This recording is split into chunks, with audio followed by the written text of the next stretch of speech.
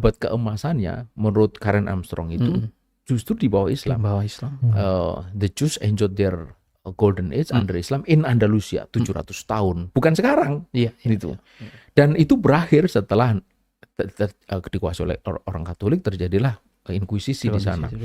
Orang Yahudi, orang Islam terusir, orang Yahudi terusir, dan kemana mereka diselamatkan? 120.000, ada yang menyebut 150.000 di Bukit Galata, di Istanbul oleh Muhammad Al-Fatih. Artinya kita itu tidak ada soal. Dengar siapa?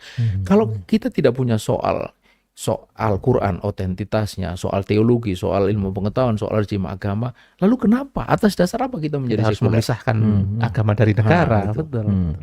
Ini hal yang menurut saya harus dipikirkan. Jadi kita ini sungguh tidak punya alasan sedikit pun, baik secara rasional, empirik maupun historis untuk menjadi sekuler. Tidak mungkin, itu tidak ada.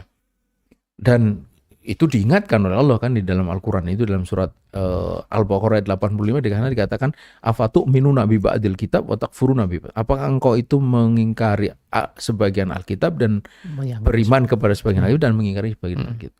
Ini ayat turun berkenaan dengan kelakuan orang-orang Aus dan Khazraj yang ketika bertikai lalu bicara soal tawanan perang, tebusannya itu mengikuti Taurat. Gitu. Dia mendasarkan pada Taurat. Tapi di saat yang sama dia melanggar Taurat. Ya bertikainya itu, perang itu melanggar Taurat gitu loh. Gitu. Nah, kemudian turunlah ayat itu. Nah, tapi ketika kita memahami satu ayat kan tidak didasarkan pada khususnya sebab, tapi pada umumnya lafaz. Al-ibratu bi umumil lafzi la bi khusus sabab.